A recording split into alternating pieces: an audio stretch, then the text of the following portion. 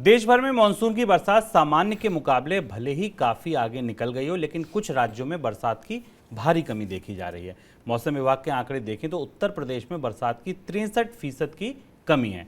अब तक बीते मानसून सीजन के दौरान उत्तर प्रदेश में सिर्फ 76.6 मिलीमीटर बरसात हो सकी है, जबकि सामान्य तौर पर 209.4 मिलीमीटर बरसात होनी थी, यानी कि 63% का डेफिसिट उत्तर प्रदेश में। सर, दो सवाल।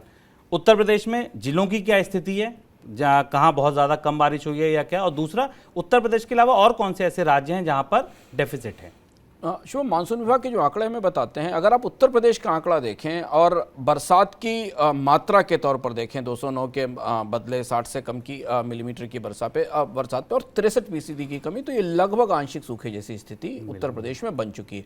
उत्तर प्रदेश के 75 में से 51 जिले ऐसे हैं जहां पर बरसात बहुत कम हुई है। तो इसलिए उत्तर प्रदेश की सरकार की तरफ से इस बात के संकेत मिले हैं कि शायद उच्च स्तर पर यह समझने की कोशिश की गई है कि बाकी इससे निपटने की योजना क्या बनाई जाए।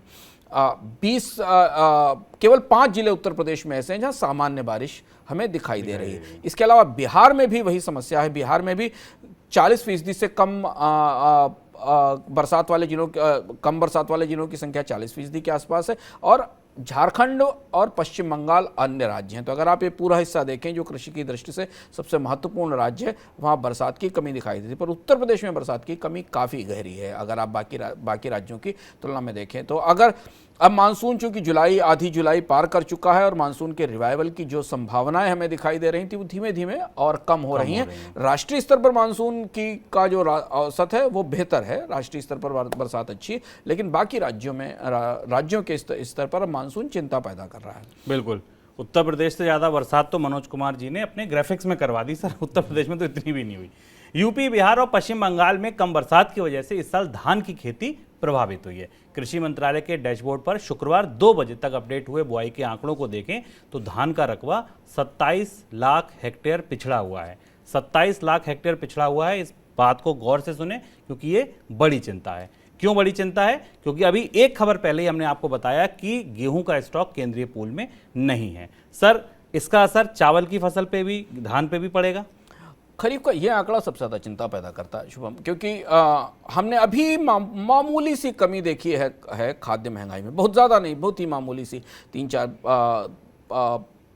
आरबीआई के सहनी स्तर से थोड़ा नीचे आई है। और खरीफ की फसल में पैडी जो प्रमुख फसल है, धान प्रमुख फसल है, उसके रकबे में कमी। और फिर उन राज्यों में जिनमें बरसात के बारे में अभी हमने चर्चा की, जो प्रमुख रूप से खरीफ की फसलों को प्रभावित करते हैं, उनमें कमी हमें ये बता रही है कि एक तो सरकार के पास अनाज का भंडार कम है, गेहूं का भंडार कम है, और चावल के भंडार में भी या धान के भंडार में पर भी अब चुनौती है आने वाले समय में, और इसका असर हमें खाद्य महंगाई पर थोड़े समय में दिखाई दे सकता है। उम्मीद करते हैं कि आने वाले कुछ हफ्तों में मानसून रिवाइव करे इन राज्यों में, लेकिन अगर ऐसा नहीं होता है तो क्या खरीफ की बुआई पिछले साल से कम रहेगी, अभी कहना मुश्किल है।